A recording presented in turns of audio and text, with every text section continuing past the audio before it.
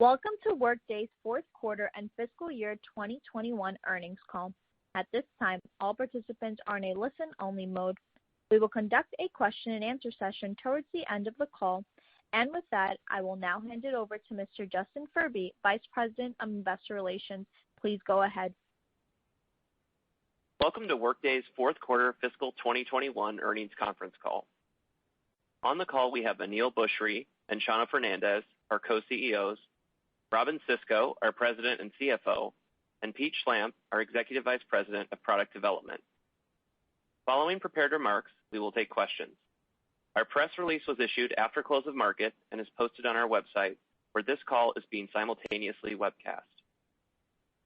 Before we get started, we want to emphasize that some of our statements on this call, particularly our guidance, are based on the information we have as of today and include forward-looking statements regarding our financial results, applications, customer demand, operations, and other matters. These statements are subject to risks, uncertainties, and assumptions, including those related to the impacts of the ongoing COVID-19 pandemic on our business and global economic conditions. Please refer to the press release and the risk factors in documents we file with the Securities and Exchange Commission, including our most recent quarterly report on Form 10-Q, for additional information on risks, uncertainties, and assumptions that may cause actual results to differ materially from those set forth in such statements. In addition, during today's call, we will discuss non-GAAP financial measures, which we believe are useful as supplemental measures of Workday's performance. These non-GAAP measures should be considered in addition to, and not as a substitute for or in isolation from GAAP results. You can find additional disclosures regarding these non-GAAP measures, including reconciliations with comparable GAAP results, in our earnings press release and on the investor relations page of our website. The webcast replay of this call will be available for the next 90 days on our company website under the investor relations link. Also, the customers page of our website includes a list of selected customers and is updated monthly. Our first quarter quiet period begins on April 16th, 2021. Unless otherwise stated, all financial comparisons in this call will be to our results for the comparable period of our fiscal 2020. With that, I will turn it over to Chano to share go-to-market highlights in the quarter. He will then turn it over to Aneel, who will provide updates on the strategy and innovation front. And then Robyn will close with our financials and guidance. We will then open the line up for your questions. Over to you, Chano. Thank you, Justin. I hope all of you joining us today are in good health and that your families are doing well. It has been a challenging few months of the pandemic, but there is significant cause for optimism. We had a very strong close to the year as companies increasingly realize that HR and finance are the true backbone of their digital transformation. This realization is leading to significant pipeline improvement. And as we enter FY22, we are well positioned to drive accelerated new bookings growth. Our solid results were driven by another quarter of strong execution of high conversion rates. We once again drove strength in North America and our DACH region, with vertical standouts in education and government, healthcare, and the professional services market. Both the large and medium enterprise teams outperformed, driven by continued momentum in our installed base efforts, as well as improving performance in our net new business. The strength in our HCM solutions was a critical contributor to our Q4 performance, with notable customer additions in the quarter, including Nike, ABB, Anthem, Cognizant Worldwide, Cox Enterprises, Ferrovial Corporación, First Rank Bank, Laboratory Corporation of America, and Pick and Pay retailers.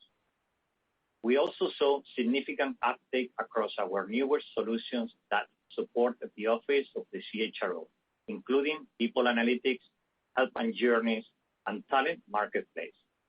By leveraging these applications, organizations are addressing and fundamentally rethinking important questions, like how to end institutional bias, how to reshape the workforce to meet today's demands, and how to spot engagement risks and execution blind spots. The Fins Plus solutions also had a strong quarter and continues to represent an increasing percentage of our new business mix.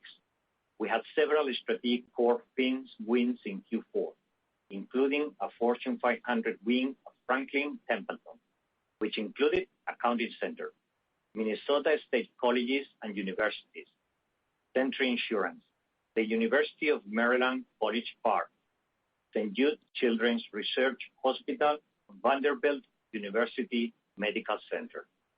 We are excited by the accelerating pipeline of Fins opportunities, including emerging use cases with enterprise finance in product-based industries like retail and manufacturing, where recent wins include one of the nation's largest pizza chains, Zumiez, and a sporting goods retailer with over 1,000 stores. And we once again saw solid demand for our suite of products that support the Office of the CFO and Chief Procurement Officer, including Workday Adaptive Planning, Prism Analytics, as well as Workday Strategic Sourcing and our broader spend management solutions.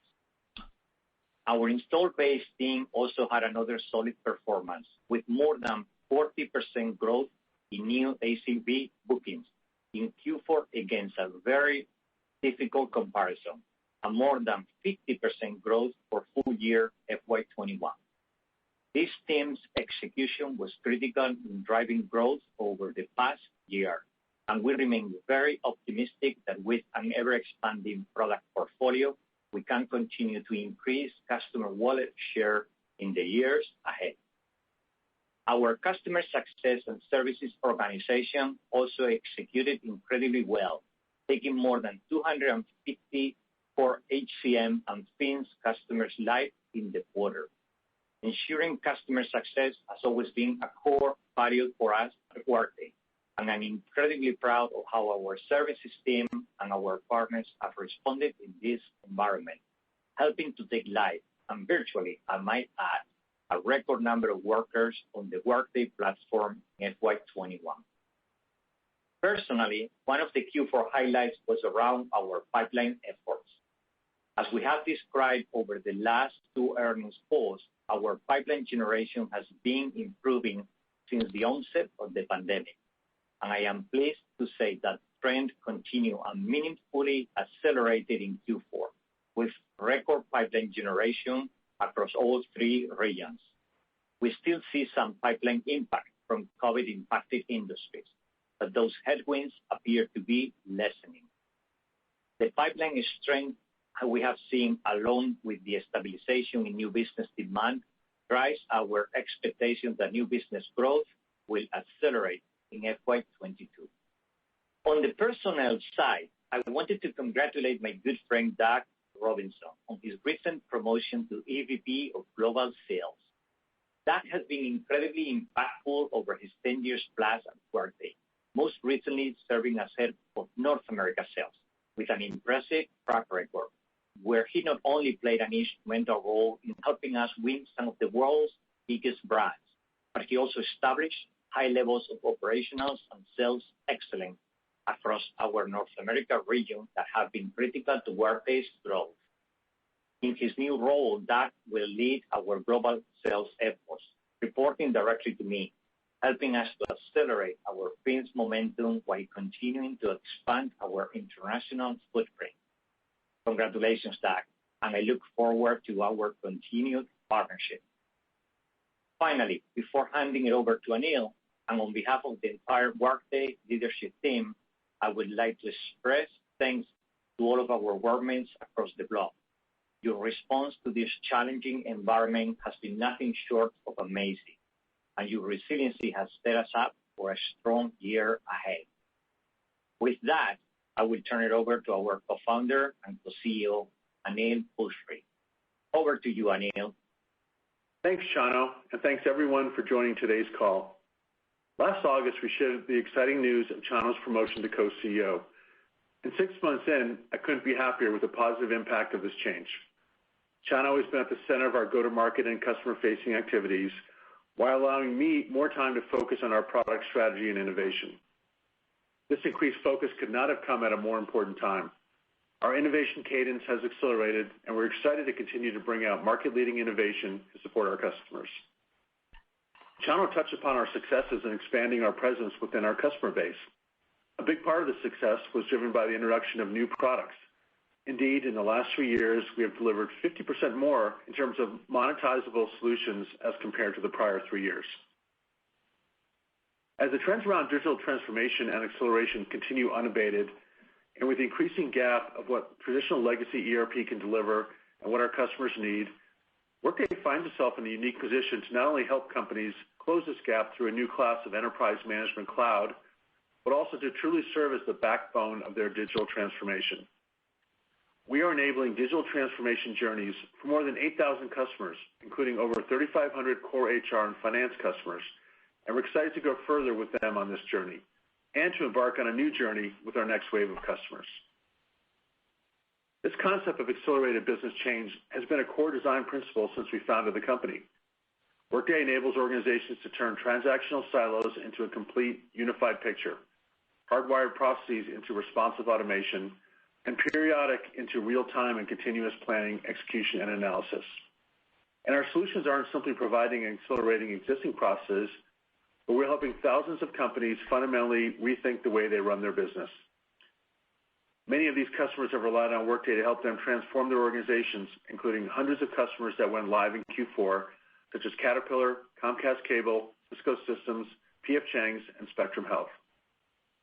The world of finance is also being significantly impacted by the trends surrounding digital transformation. Listening to our customers and how they were dealing with all this change, we decided to design and build Accounting Center, one of our most exciting products in recent memory, and one that is now generally available. Built on an analytics engine, Workday Accounting Center ingests, enriches, and transforms operational transactions into accounting. Customers can gain insight into rich accounting detail with complete data lineage for drill back for source transactions, empowering them to report faster and reduce time to close. With this new offering, as part of a broader suite of our enterprise finance solution that includes Prism Analytics, planning and consolidations, we're now able to address a broader part of the finance market, including product-based industries such as retail and manufacturing. These industries must maintain their existing ERP and industry-specific on-premise systems, but want to use Workday to bring corporate finance functions into the cloud.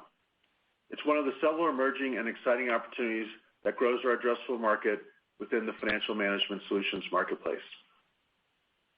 On the HCM front, I'm proud to say that we are supporting customers in their efforts to prepare for a post-pandemic world. In Q4, we announced a vaccine management solution that provides leaders with insights to create a healthier workforce and a safer workplace. We've also seen strong interest in other timely solutions such as Vibe Index and Vibe Central, which we announced last year, and we already have more than 500 customers live. These customers are now equipped to better view and analyze the diversity and representation of their workforce in one centralized place. One area in HCM that has accelerated during the pandemic is employee engagement. With so many companies dealing with remote workers, getting a sense of how employees were feeling about the organization, their manager, and their work became paramount. While Workday had been focused on employee engagement for several years and had introduced capabilities such as pulse surveys, we realized we had to offer more capabilities to our customers. That insight led us to Peakon, one of the acknowledged market leaders in this fast-growing space, and a company built around a machine learning-first approach. By bringing our product offerings together, Peakon will allow Workday to greatly enhance our capabilities across several key areas, including understanding the voice of the employee, providing more robust capability in agile performance management, and becoming an engine to further our Vibe solutions as the most comprehensive on the market. I'm looking forward to welcoming the more than 250 Peakon employees who will soon become workmates, including co-founder and CEO Phil Chambers, who will continue as CEO of Peakon and will report directly to Tom Bogan. We're all excited about our future together. As we look forward to Workday's next chapter, I'm excited by the opportunity that is in front of us, and I'm very grateful to our employees for their dedication to innovation and customer success during these very challenging times. With that, I'll turn it over to our President and CFO, Robyn Sisco. Over to you, Robyn. Thanks, Aneel, and good afternoon, everyone. As Chano and Aneel mentioned, we executed incredibly well in the fourth quarter, demonstrating the strategic and mission-critical nature of our solutions and the resiliency in our business during these unprecedented times. Subscription revenue was $1.01 billion in Q4, our first ever quarter over the $1 billion mark, representing growth of 20%. For the full year, subscription revenue was $3.79 billion, growth of 22%. Professional services revenue was $125 million for Q4 and $530 million for the full year. Fourth quarter revenue outside the U.S. was $283 million, representing 25% of total revenue. Subscription revenue backlog was $10.09 billion, growth of 22%, and our first ever quarter above $10 billion in backlog. The outperformance was driven by better than expected new bookings against a very difficult comparison, in addition to strong renewals, with gross and net retention rates over 95% and 100% respectively. Backlog also benefited from a notable lengthening of average contract duration for both new customers and renewals. Subscription revenue backlog that will be recognized within the next 24 months was $6.53 billion, growth of 19%. Our non-GAAP operating income for the fourth quarter was $211 million, resulting in a non-GAAP operating margin of 19%. For the year, non-GAAP operating income was a record $867 million, or 20% of total revenue, up more than 650 basis points from FY20. This expansion was driven by a continued scale and efficiencies, a reduced pace of hiring, and other COVID-related moderation of expenses, including reduced spend for travel and events.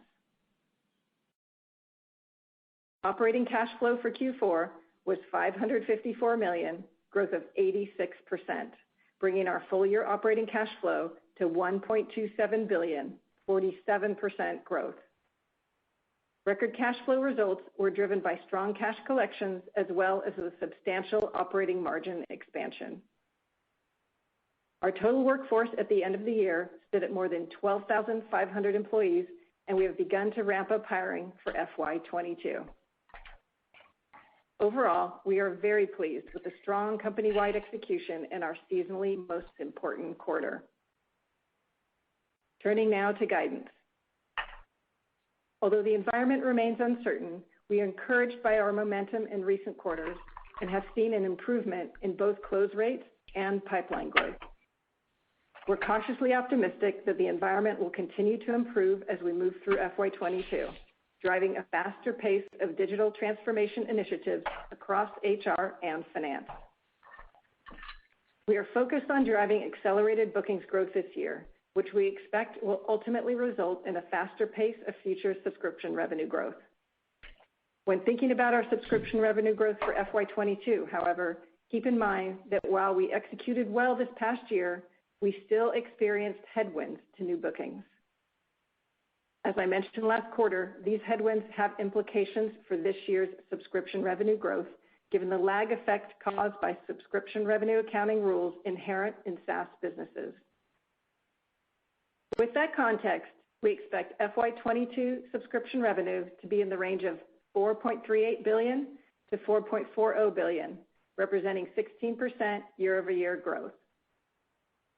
This guidance includes the pending Peakon acquisition, which we anticipate closing later this quarter, and is expected to contribute less than 1 percentage point to our subscription revenue growth in FY22.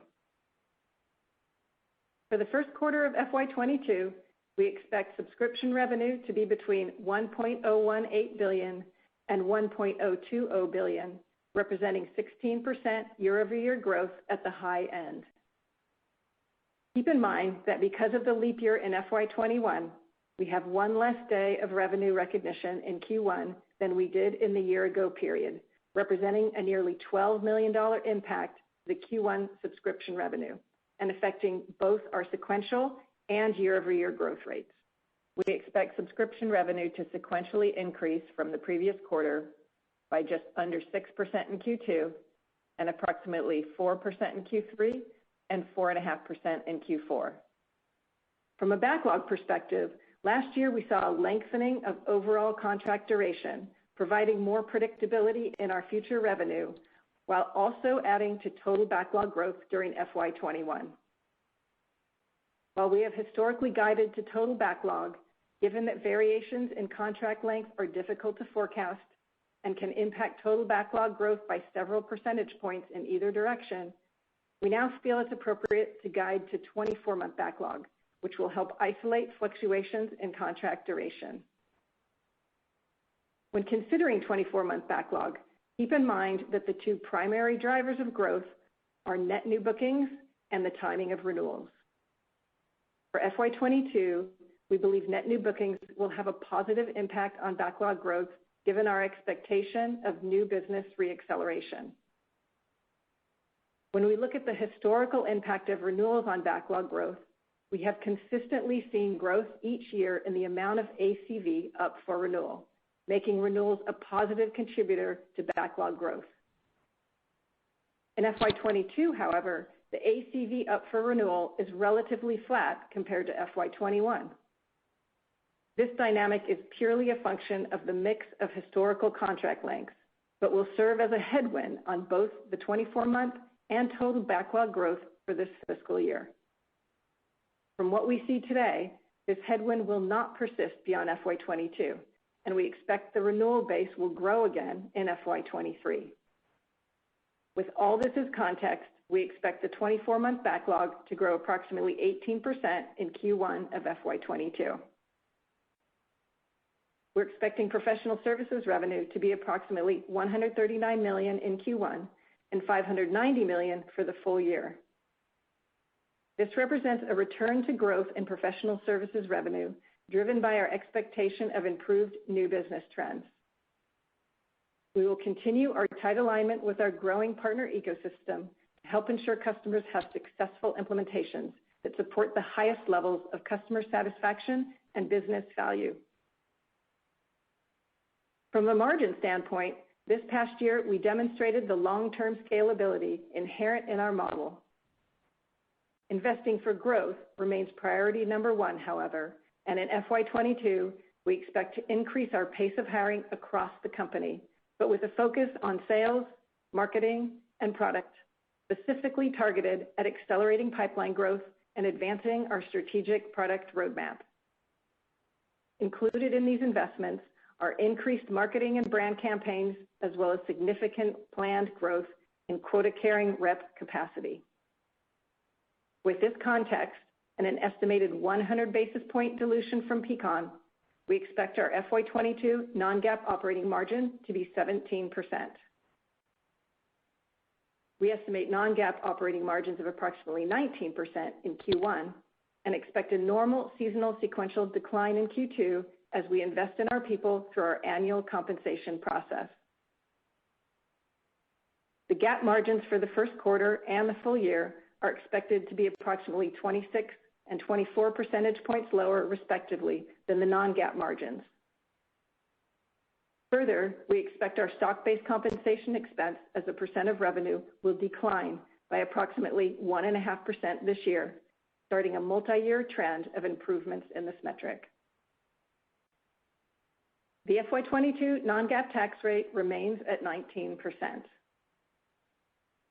We expect operating cash flow in FY22 to be approximately $1.2 billion, down slightly from record levels in FY21, driven by the ramp in growth investments.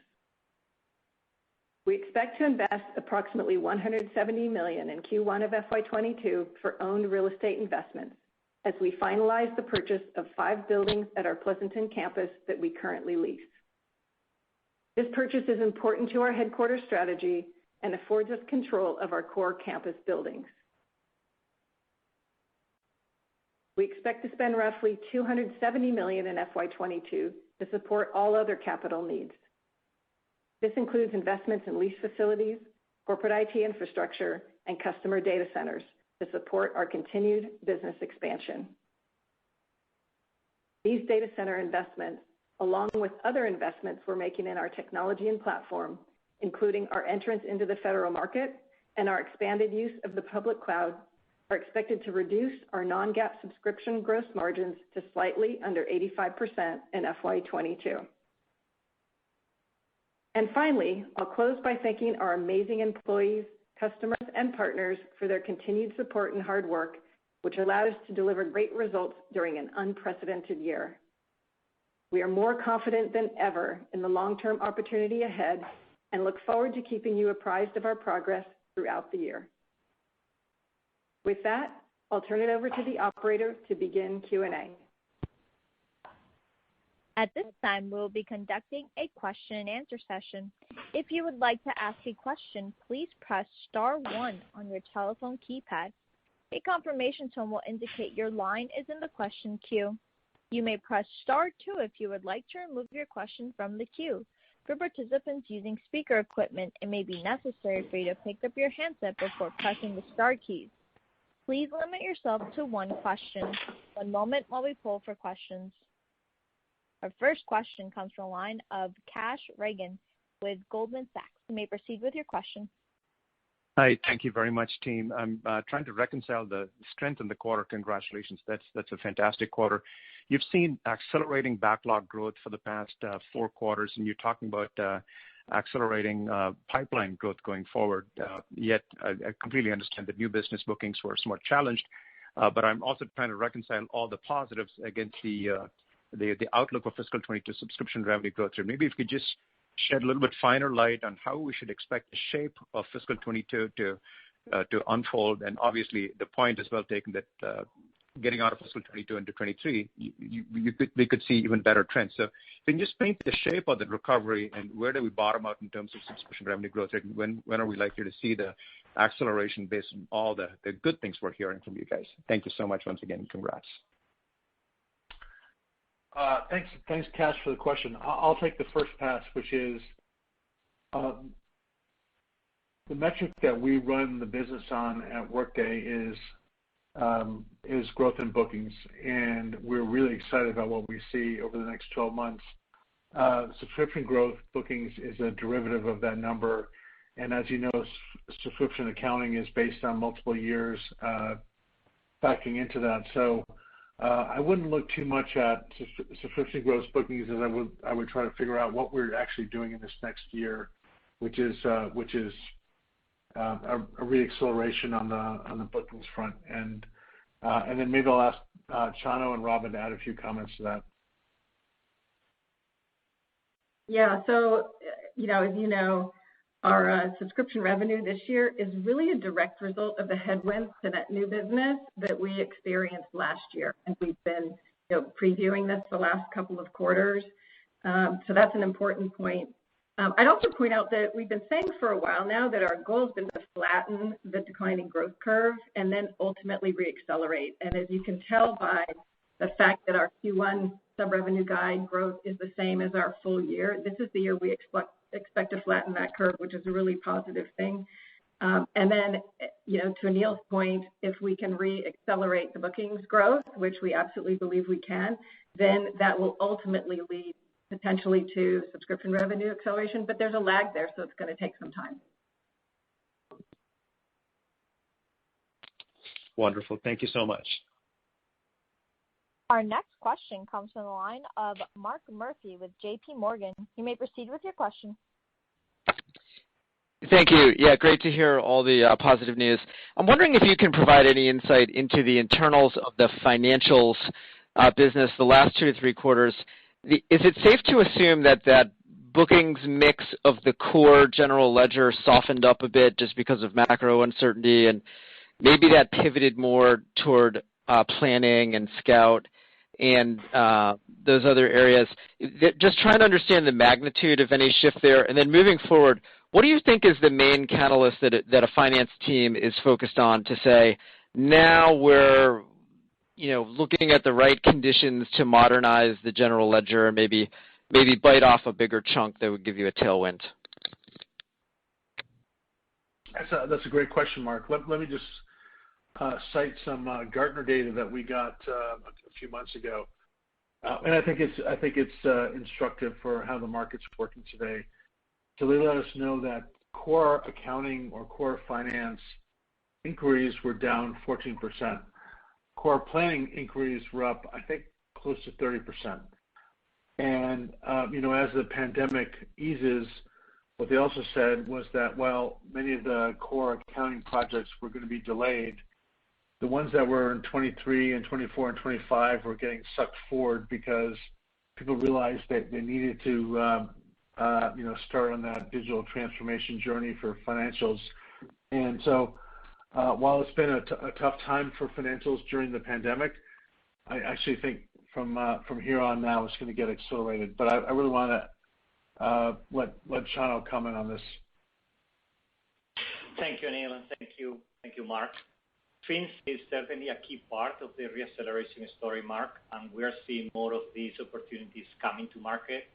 And not only did we see improvements in our Fins business in Q4, several strategic wins that we mentioned, but we also had solid Fins pipeline growth as well. But it is broader than core Fins, as you highlighted. It is a broader solution set that we're selling into the office of the CFO, which also includes spend management, analytics, and our planning solutions, as Anil was highlighting.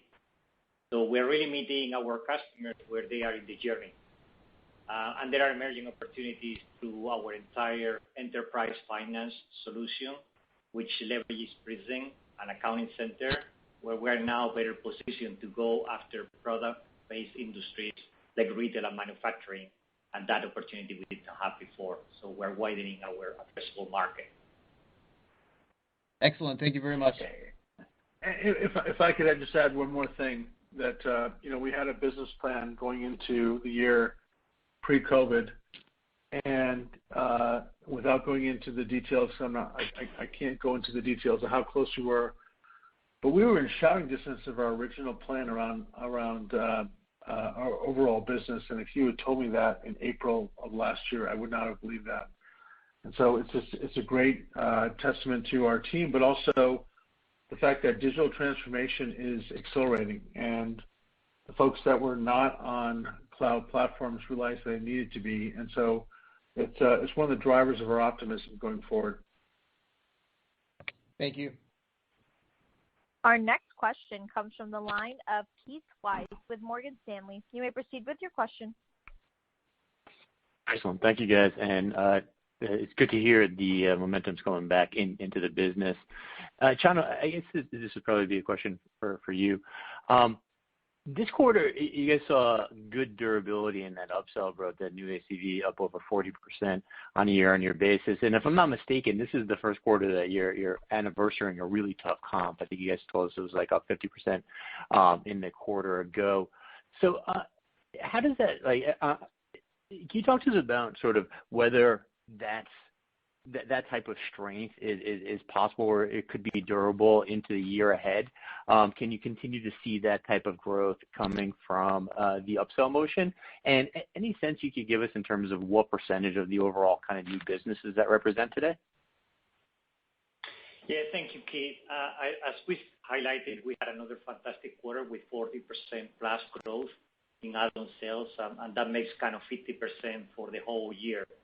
That it was really driven across a lot of different products, including core Fins, financials, workforce planning, business analytics, learning, and Workday strategic sourcing. But some of the newer products were as well contributing, like Accounting Center and People Analytics, Extend, and Help also contributed, especially in the last quarter, as those products were earlier in the journey in the beginning of the year. So we've seen nice strength in pipeline build from our installed base teams, and there is a lot of momentum on this effort as we enter into FY22. And definitely this is a certain area where we are strengthening our investments as well, that Robin is commenting in terms of our investments on quota carriers. So in terms of the mix, it is definitely becoming a much more significant contributor of our new business in FY21, the business that is coming from the upsell and the cross-sell. And we expect that over the medium term, our growth will become increasingly more balanced between net new and installed base sales. But we have a lot of net new opportunities we believe that will accelerate this year, and we're seeing signs of that in the pipeline as well. Got it. That's great to hear. And then maybe one for Robin, just on the margin side of the equation. Definitely understand that there's there's some inorganic pressures that you have on the operating margins going into the year ahead. And then there's also just a re-acceleration in spend against a subscription revenue line that amortizes off the balance sheet versus kind of marks what's going on in real time. And then there's also some sort of T&E spending and the like that didn't take place in FY21 that takes place in FY22. Can you help us on those last two? Can you help us kind of foot like how much comes from the first versus the second, like, or more pointedly, what's the overhang that you guys experience from sort of T&E coming back? Oh, T&E, we don't expect it to really come back until near the end of the year, Keith. Okay. And even then, we're not quite sure exactly. We don't believe it's going to come back 100%. So we expect that pace to continue to be slower this year. So we really are focusing more when you look at increases in our spending around headcount, right? We were relatively flat in hiring last year. We did some strategic hiring, but we're relatively flat. We're going to be hiring now across all areas of the company with, as I mentioned, specific focus on investments in sales as well as in product to take advantage of the great opportunity that we see in front of us. We're going to spend more non-headcount wise in marketing, right? Which we think now's the time. We've seen great momentum in the pipeline generation. We think we can help that out by turning up the dial on marketing spend. And then investments in, infrastructure, technology, data centers, really just across the board. We see just amazing growth opportunity ahead of us, and now's the time for us to invest towards that. Right. So this is subscription model, right? The subscription line reflects what happened last year in terms of billings and deferred revenue buildup, but you need to invest this year for a better demand environment, and that mismatch, that's what's pressuring your margins in the year ahead. That's exactly right. Right. Your investment always has to take place before you're going to see the impact in your subscription revenue line. And if you take out the impact of Peakon of 100 basis points, we're largely back on the trajectory we were before last year hit, right? And so we're just getting back to business and back to normal, and we feel really good that now's the time to make those investments. Got it. Makes sense. Thank you so much. Our next question comes from the line of Kirk Materne with Evercore ISI. You may proceed with your question. Yeah, thanks very much. Congrats on the result, and that's great to hear about the pipeline builds going into this year. Along those lines, Shana, I was wondering if you could just talk a little bit about the international market opportunity, what you've seen in that theater or in those theaters, maybe also where you think Core Fins is internationally. Obviously, the U.S. saw HCM take off first, and then Fins has been sort of trailing it. I'm kind of curious whether or not Core Fins can maybe land at more of at the same time, maybe not the same accounts, but at the same time or proportionally in some of these international markets that are a little bit smaller. Thanks. Thank you, Kurt. As you know, as you said, we are much earlier days in penetrating international markets relative to where we are in the U.S., but we see a big opportunity in the rest of the world, and we are very optimistic around this opportunity and what it means for us. I think we also saw a bit more impact from COVID in the rest of the world market that we have seen here in the U.S. And I think it's really when we get to the other side of COVID, we should see accelerated momentum that is fully reflected on the numbers. And why I believe so is because the good news is that the pipeline is certainly improving in the rest of the world markets, and I expect that they will be a key contributor to the acceleration this year too. In terms of financials, I would say that I don't think the gap is as big in terms of lagging behind as we saw in HCM, Kurt. And, we're seeing good wins in international, in similar verticals, mainly in financial services and professional services and some hospitality. And now with enterprise finance, we are expecting as well, and with Accounting Center, that we can see into, broader industries and some product industries. But initially, we move more focus on the services industries, and clearly in some of the most mature countries like the UK, I would say France and Germany, we've seen, and we have already a nice customer base of Core Fins customers that are becoming basically happy and referenceable. Thank you. Our next question comes from the line of Brad Sills with Bank of America Securities. You may proceed with your question. Oh, great. Hey, guys, and thanks so much for taking my question. I wanted to ask about the vertical pipeline. Obviously, you're seeing some real success in some of these key verticals for Fins, and as you know, financials is not a one-size-fits-all, and you've done a tremendous job of adding more vertical functionality, and I think seeing some of the traction in some of these verticals that you're citing with some of these wins here. I guess my question is, if you look across the verticals where you've made investment for Fins, where do you feel best? Is there one that is ramping perhaps faster than others, where perhaps the vertical functionality is ahead of the others that we should expect more in the future? Any commentary on just the vertical pipeline across the different key verticals for Fins? Thank you so much. That's for you, Chano. Thank you, Anil. Brad, I think there are three I would highlight. One would be clearly financial services. The other one would be healthcare, and those are very significant deals for us. And the other one would be state and local and government, not federal. And on those three where we made investments, we're seeing very good traction in terms of the maturity of the solution, but in terms of our customer wins and our conversion ratios. That's great. Thanks so much. Our next question comes from the line of Brent Bracelin with Piper Sandler. You may proceed with your question. Thank you, and good afternoon. For me, obviously the success you're having upselling add-ons in the install base is very encouraging here, which leads to my question on Peakon.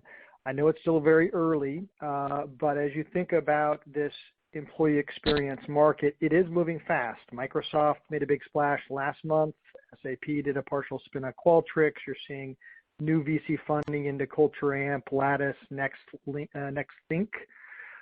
What's been the early feedback so far on Peakon? How is it different? And how quickly could you scale the attach rate in the installed base? Thanks.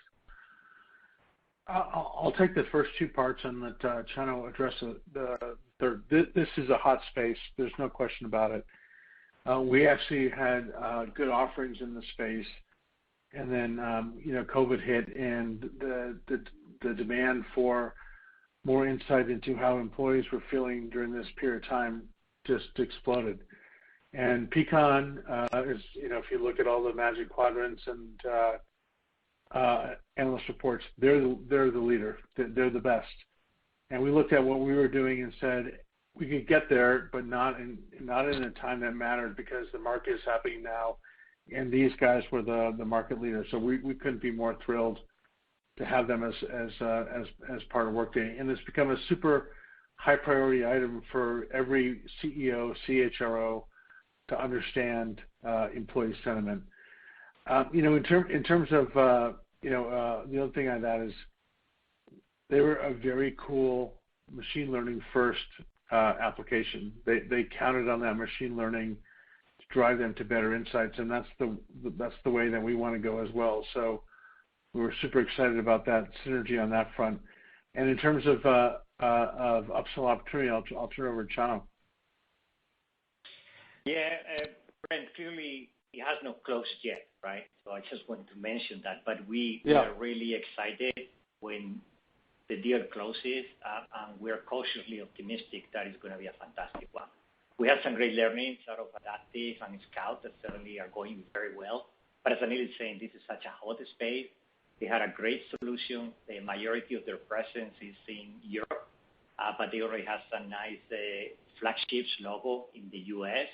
And clearly with our distribution channel in the U.S. and again, cautiously optimistic that this is going to be fantastic, what we can do together. Great. Well, sounds good, and we'll be watching this one closely. Thanks. And I would just like to add that, again, even though it has not closed, the initial customer feedback is very good. Our next question comes from the line of Mark Moerdler with Bernstein Research. You may proceed with your question. Thank you very much, and congratulations on the quarter. Robin, I think you mentioned this a bit, but could you give a little additional color?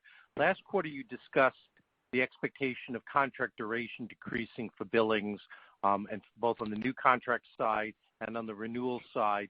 Can you give us a little more color on how big an impact did this really have and how do you see that in terms of the pipeline, in terms of what you think those contracts are going to be? Are they going to be shorter? Are they going to be a return to what we've seen in the past? Thank you. Yeah, Mark, when we were forecasting total backlog, it's really hard for us to forecast the duration.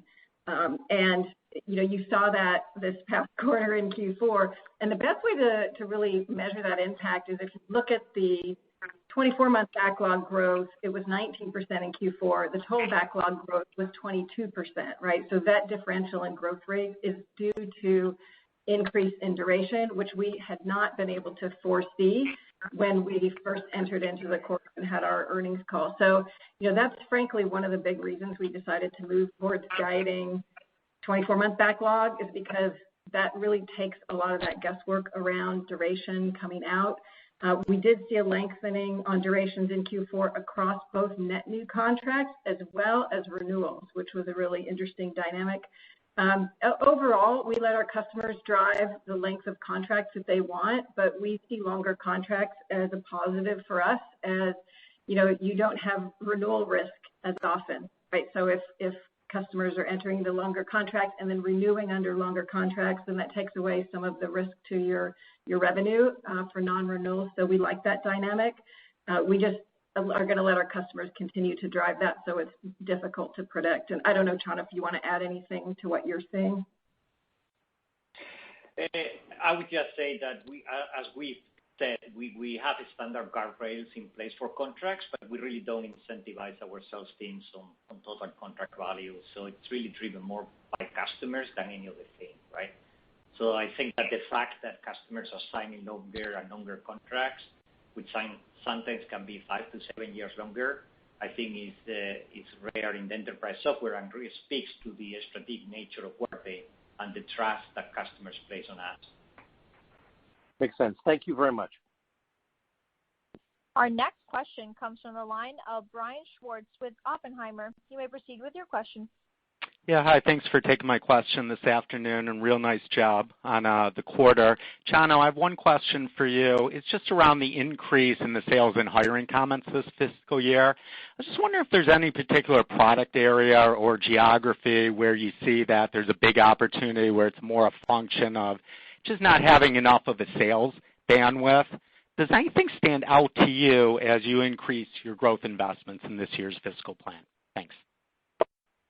Thank you, Brian. I mean, we're making investments in a number of areas within sales and marketing, helping support our growth efforts because we see the opportunity is clearly there. And it is in the areas like install-based, the rest of the world markets, our ongoing efforts in mid-market to push in new countries, some of the vertical markets, and then some new areas like the federal government. So it's clearly across the organization. So there will be marketing and pre-sales, account executives, and certain marketing and brand investments as well. So really, this is about driving the pipeline and bookings growth, and basically chase the opportunity that we've been creating and we have ahead of us to invest and capitalizing on that one. So it's a bit across the board. Thank you. Our next question comes from the line of Brad Reback with Stifel. You may proceed with your question. Great. Thanks very much. As you guys think about the acceleration or the potential for acceleration in billings in fiscal 23 and beyond, does the underlying sort of foundation of that, between the split between HCM and financials look different going forward, or do you expect it to be similar to where we are today? Thanks. Well, I would just say, the HR world was already pre-pandemic full into the mode of cloud first, and almost every function in HR was moving to the cloud as quickly as they could. Finance was not at that same place. And so, during the pandemic, we saw companies that were moving to finance in the cloud continue to move up. We saw other people saying, hey, let's just wait till we get out of the pandemic and then we want to move forward. The most optimistic thing that I learned over the last 12 months around finance is the ones that were the customers that were using legacy finance systems were challenged to run their business and said, we need to move to a modern finance system. And if you look at all the Gartner data, that means that finance is going to be a pretty hot area over the next 2 to 3 years. Is there anything you want to add, Chano? Not much. I think we saw improvement on new ACV in Q4 across both of the areas. But even it's more encouraging the pipeline signs across both HCM and Fins Plus. So I'm both for new opportunities as well as the solid traction on the install base. So I guess we see opportunities in both. Great. Thank you very much. And if I could add just one thing that we actually saw companies that were struggling with their legacy finance systems during the pandemic just actually accelerate their requirements to go to a cloud-based solution, and it's a very lowly penetrated market right now. So we just have a lot of upside. I know I've been the Pied Piper of talking about finance for probably a decade at this point, but I really think that finance transformation is upon us. Great. Good luck.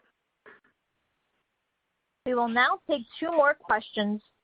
Our next question comes from the line of Brent Thill with Jefferies. You may proceed with your question. Thanks. Robin, you mentioned you're going to be leaning back into sales hiring this year. I'm just curious if you can just maybe give us the shape of the curve of hiring, specifically in sales this year versus kind of last year. I just want to clarify that I think you said hiring was pretty flat. Can you just give us any color around what you anticipate doing into this fiscal year? Thanks. Yeah, absolutely. So when you look back over our headcount growth in FY21, it was pretty flat. I think incremental hires were maybe a few hundred across the whole year. We'll do significantly more this year across all areas, and those are weighted heavily towards sales and product more so than any other organization. So we do expect to invest a lot there. And I'll hand it over to Chano to talk about where some of those investments will incur, but it will be a significant acceleration of hiring in FY22. Yeah, I think we were mostly flat, as you commented, and it's the areas I said before. So it's install base, it's rest of the world to support the new enterprise market efforts, some new areas like the federal government. And clearly we're putting plans in place for accelerating there and bringing the people on board as soon as possible. And of course, there will be some growth compared to what we had last year, right? It's not like we're going to go into double or high double-digit growth, but I guess some nice single-digit growth, and then hopefully continue a trend of that acceleration investments in sales as we are leveraging that opportunity ahead and the pipeline that we've been creating. Thank you. Our next question comes from the line of DJ Hynes with Canaccord. You may proceed with your question. Hey, thanks, guys. Aneel, in your prepared remarks, you quantified the increase in the number of SKUs you guys have made over the last 3 years, right? I think you said it was up 50%. Do you have any data that says, our average customer is using this many modules, and maybe how that might compare to your best customers? And I'm wondering if there's any way to kind of foot that comparison with spend per employee, right? It would just be helpful to help kind of think about the capacity for the cross-sell opportunity. DJ, I don't have that exact data. What I do have is data, and I'll turn over to Chano, about what % of our new bookings in Q4 came from new products. Because I think that's a more telling data point on, how are these new products doing within our customer base. So Chano, what do you think? Yeah, that's the main data we track in terms of the growth. So a significant part of the growth that we've been commenting, 50% plus last year on install base, is coming from that 50% of the new solutions that we've been delivering over the last 3 years to the market, right? So those are contributing significantly. When you look at the pipeline, it's kind of pretty similar. The conversion rates are also higher there.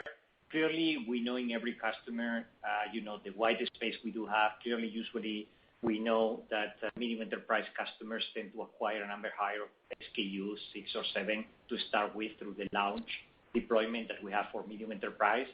But with the increased efforts in terms of both product innovation and the sales capacity that we'd be adding into the install base, those penetration ratios in terms of how the new SKUs are progressing and moving towards the best performance tiers is tracking very nicely, and I hope we can provide some much more detailed information on this on our upcoming financial analyst day. Yeah. Okay, great. That's helpful. Thank you. Well, and I would add, Keith, that we have a lot of upside with Peakon. This area of employee engagement is one of the hottest areas in the market right now. We were already in that market with our own pulse surveys, but clearly the market wanted more.